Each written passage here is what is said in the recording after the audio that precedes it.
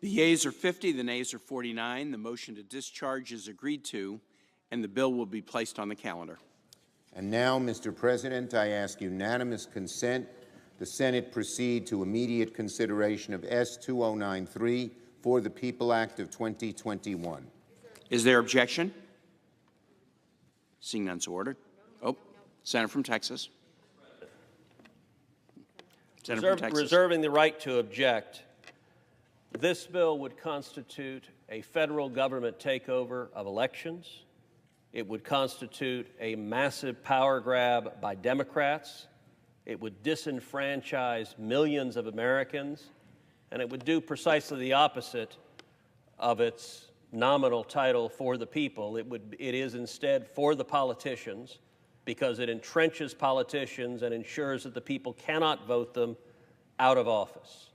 It would strike down virtually every reasonable voter integrity law in the country, including voter ID laws supported by the overwhelming majority of this country, including prohibitions on ballot harvesting, again widely supported by people in this country. It would mandate that felons be allowed to vote, and it would automatically register millions of illegal aliens to vote. It would profoundly undermine democracy in this country, and for that reason I object. The objection is heard. Mr. President, Majority Leader. the Republican minority has just prevented the Senate from even having a debate, just that, on voting rights in this country. I understand my Republican colleagues don't approve of every aspect of the Democratic bill to protect voting rights, but surely there are areas where our two parties can find some agreement.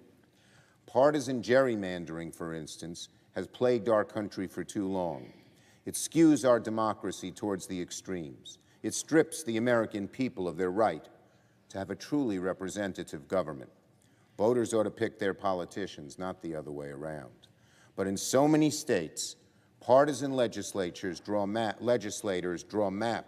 that artificially maximize the number of seats that the majority party will win.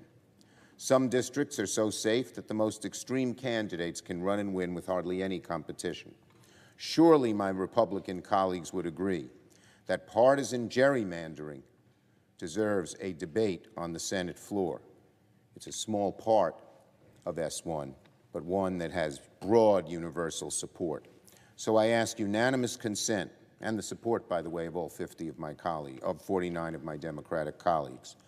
So I ask unanimous consent that the Senate proceed to the immediate consideration of S-2670, Calendar 119, the Redistricting Reform Act of 2021. Is there objection? Mr. President. Senator from Texas. Reserving the right to object, the text of the Constitution explicitly assigns the power to engage in redistricting to elected state legislatures in the states. There is a reason for that. That ensures that redistricting is controlled by the people. We have an unfortunate pattern in today's Congress, which is today's Democrats no longer believe in democracy. Their Bill S1, what many call the Corrupt Politicians Act, is designed to prevent the voters from voting Democrats out of office. This bill, the bill to remove the state legislatures from their constitutionally appointed responsibility of being in charge of redistricting, would instead assign that to commissions and ultimately to the federal courts, to unelected federal judges. Now, redistricting and gerrymandering can lead to ugly consequences. This is not new. The founders were well aware of the ugly consequences of gerrymandering. Indeed, the very word gerrymander comes from Eldridge Gerry, one of the founders whose district was so contorted it looked like a salamander. That's where the district came from. The founders knew that if you give redistricting to elected politicians, they will act based on political concerns. The reason the founders did so is, even with those downsides, it keeps the process accountable to the people.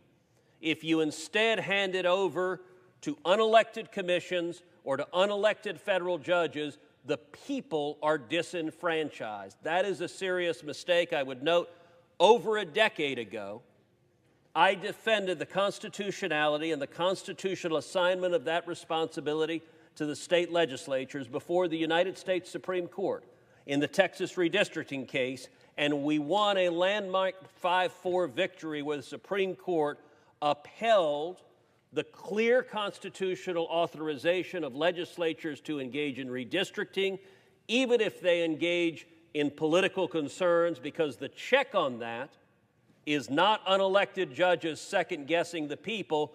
Rather, the check on that is democracy and the people engaging in their own check and balance. Accordingly, I object.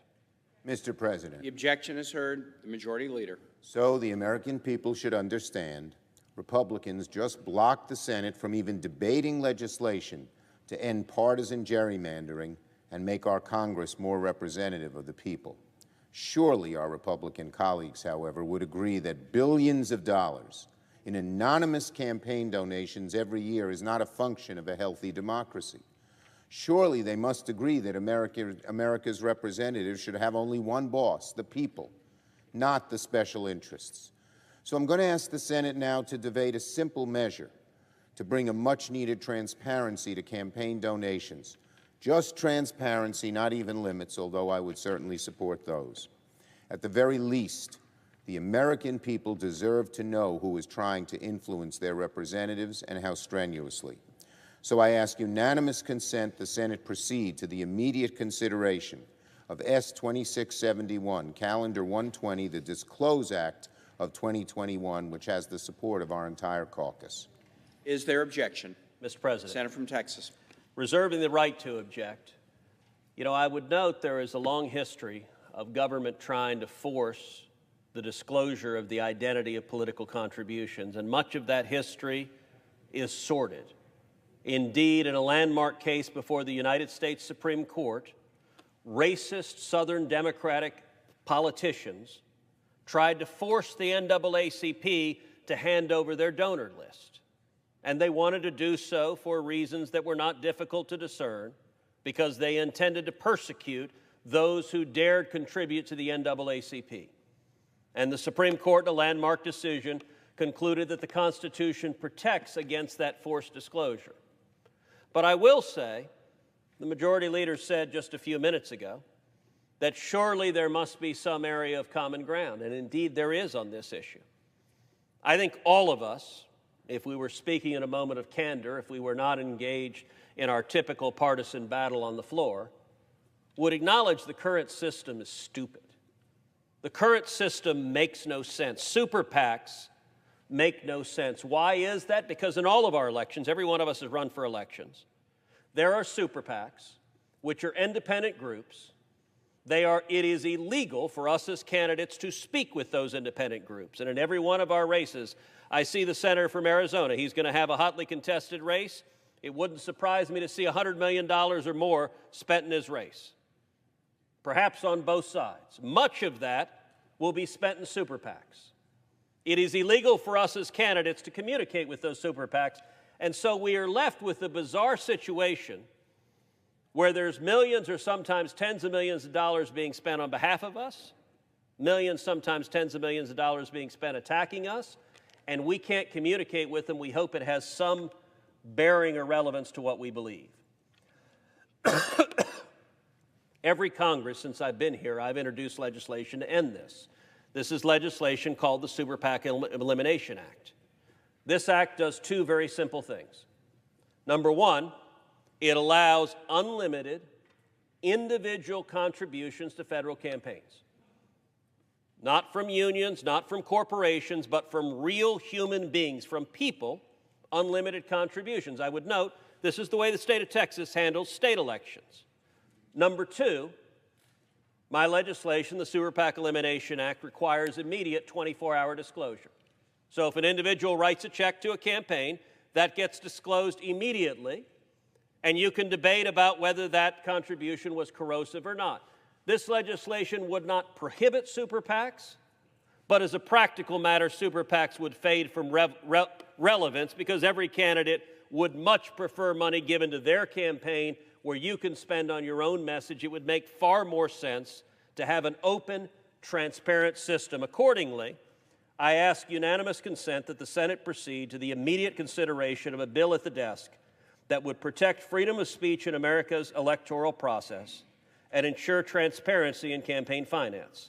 I ask unanimous consent that the bill be considered read a third time and passed, and that a motion to reconsider be considered made and laid upon the table. Mr. President, Majority Leader. I object to the senator from Texas's legislation. It's obvious to just about every American it would make a bad situation even worse. So I object. Objection is heard. Is there objection? Is there objection to the original request from the Senator of New York? I object. Objection is Mr. heard. President, in Majority conclusion, Leader. before I turn it over to some of my colleagues, so Democrats have tried to do something very simple. We asked the Senate to start debate, just debate, on legislation to protect voting rights and strengthen our democracy. Republicans said no. Democrats asked to debate a measure just to prevent partisan gerrymandering. And frankly, in my colleague's response, he was all over the lot. It's good to have politicians do it. It's not good to have politicians do it. It's good to have judges do it. It's not good to have judges do it. We would set standards to make sure that in a state like Wisconsin, where 53% of the people voted for a Democratic member of the state assembly, only a third of the districts were Democratic, drawn by a Republican legislature. So Republicans have said no, they don't even want to debate these issues. Democrats asked to debate a measure to bring much-needed transparency to campaign donations and get special interest dark money out of politics. Republicans still said no.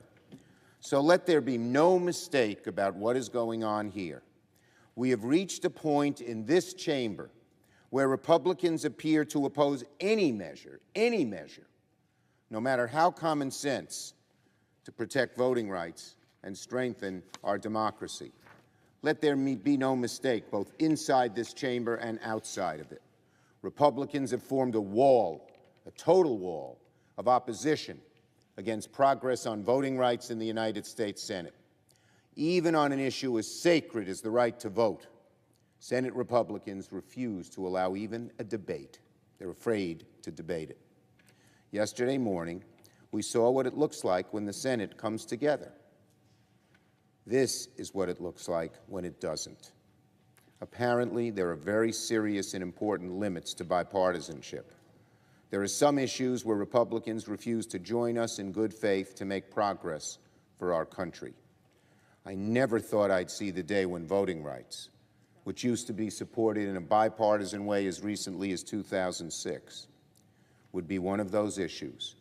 But that's what we have come to, total Republican intransigence when it comes to simple measures to make our democracy more perfect and strengthen the hand of the individual voter. Now, let me be clear. Republicans refusing to support anything on voting rights is not an excuse for Democrats to do nothing. In recent weeks, I have met with a number of Democratic senators, Senators Klobuchar and Merkley, Manchin and Warnock and Padilla, Kaine, King, and Tester, and Manchin, to discuss a compromise voting rights bill. We have made a great deal of progress on that legislation. We had a very good meeting as recently as yesterday afternoon, and we intend to rally around it. So tonight, I am filing cloture on a vehicle to allow the Senate to take up the compromise voting rights bill. Voting rights will be the first matter of legislative business when the Senate returns to session in September. Our democracy demands no less. I yield the floor. I yield to my colleague from Oregon and then my colleague from Rhode Island. Mr. President, Senator from Oregon. we have the privilege to come to this floor and examine issues important to every American. And what could be more important than the fundamental right to participate in the guidance of our country, to be able to cast a ballot. Now, that ballot box, it's the pulsating heart of our republic. In fact, it's 56 years ago, just a couple days ago, that President Johnson signed the Voting Rights Act of 1965. And what did he say? He said it's wrong, deadly wrong, to deny any American the opportunity to vote.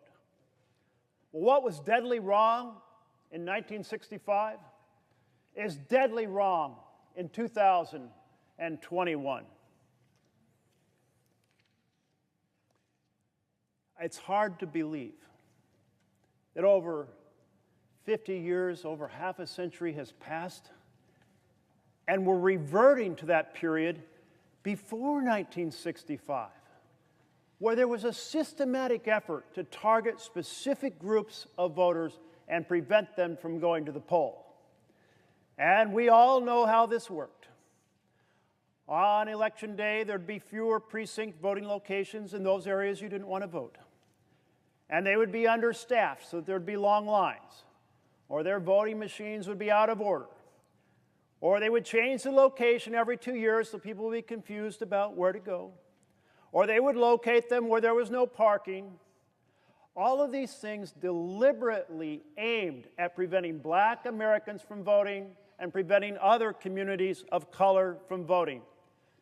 Well, today we're seeing in state after state after state an expanded version of this, not just targeting Black Americans and other communities of color, but also targeting poor communities and college students.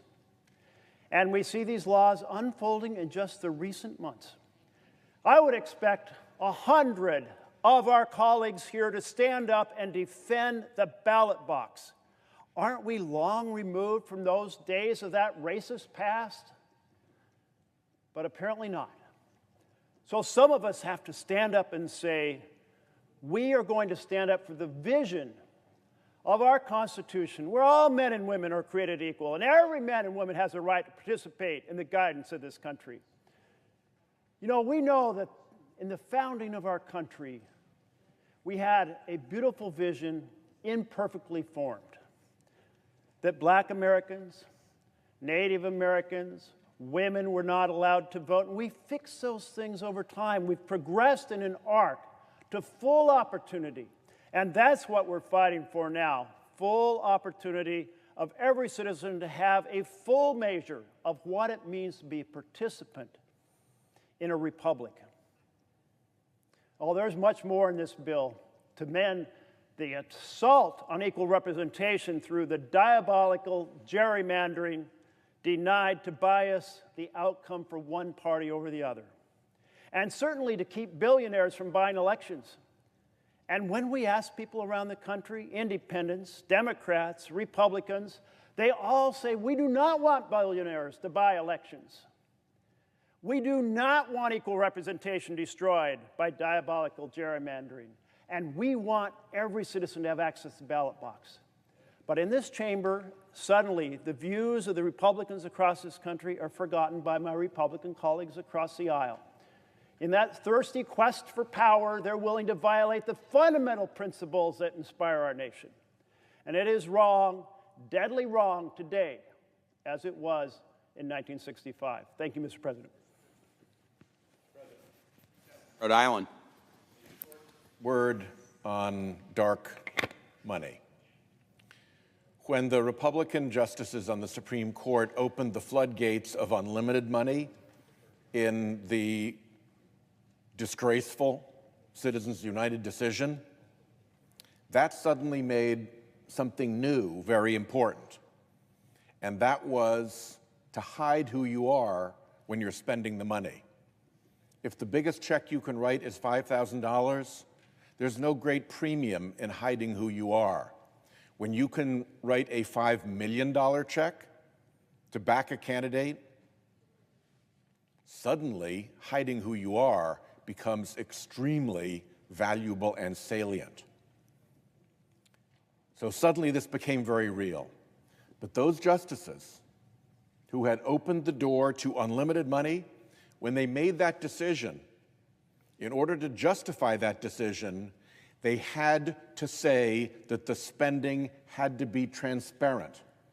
Otherwise, the Citizens United decision would not have worked in the constitutional scheme. They had to say that.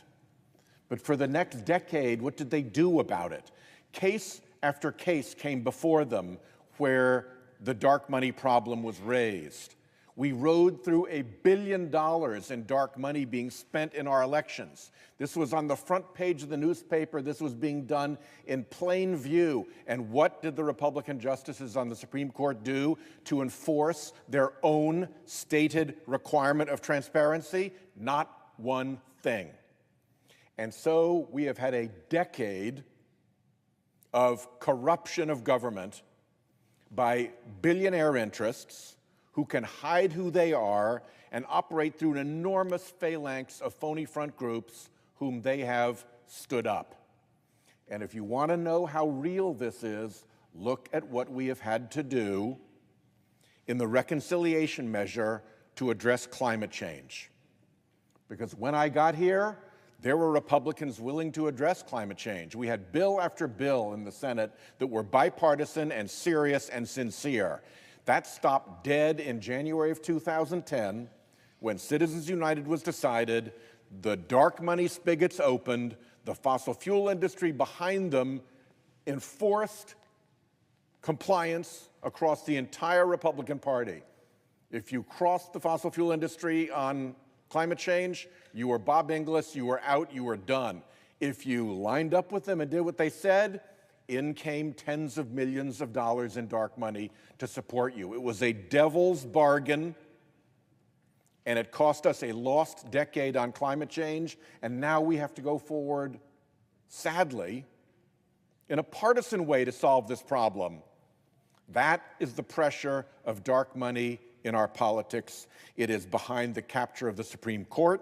It is behind voter suppression. This is demonstrable stuff. And we've got to put an end to it, and it is a tragedy and a disgrace that we can't go to cleaning up the dark money mess. My Republican colleagues and their dark money groups are actually at the point now where they're accusing us of taking dark money. They're accusing Democrats of being dark money party. Well, we just settled that question tonight. Democrats want to clean it up. They want to protect it. It's as simple as that. That's all you need to know. I yield the floor.